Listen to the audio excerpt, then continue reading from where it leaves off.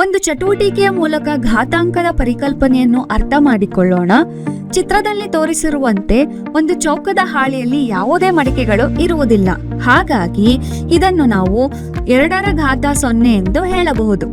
ಇಲ್ಲಿ ನಾವು ಚೌಕದ ಹಾಳೆಯನ್ನು ಮಡಿಚುವುದರ ಮೂಲಕ ಮತ್ತು ಅಲ್ಲಿ ಉಂಟಾಗುವ ಭಾಗಗಳನ್ನು ಲೆಕ್ಕ ಹಾಕಿ ಘಾತಾಂಕ ರೂಪದಲ್ಲಿ ಬರೆಯುತ್ತೇವೆ. ಈ ಚೌಕದ ಹಾಳೆಯಲ್ಲಿ ಯಾವುದೇ ಮಡಿಕೆ ಇರುವುದಿಲ್ಲ. ಹಾಗಾಗಿ ಇಡೀ ಚೌಕದ ಹಾಳೆ 1 ಎಂದು ನಾವು ಬರೆಯಬಹುದು. ಈಗ ಚೌಕದ ಹಾಳೆಯನ್ನು 1 ಬಾರಿ ಅಡ್ಡಲಾಗಿ ಮಡಚಿದಾಗ 2 ಭಾಗಗಳು ಉಂಟಾಗುತ್ತವೆ.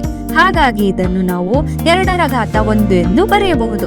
ಇಲ್ಲಿ ಘಾತ ಸಂಖ್ಯೆ ಮಡಿಕೆಗಳನ್ನು ಮತ್ತು ಮಡಚಿದಾಗ ಬರುವ ಭಾಗಗಳ ಸಂಖ್ಯೆಗಳನ್ನು ಹೇಳುತ್ತವೆ. ಅದೇ ರೀತಿ ಅದನ್ನು ಇನ್ನೊಂದು ಬಾರಿ ಮಡಿಸಿದಾಗ ನಮಗೆ 2 ಮಡಿಕೆಗಳು ಆಗಿ 4 ಭಾಗಗಳು ನೀಡುತ್ತವೆ.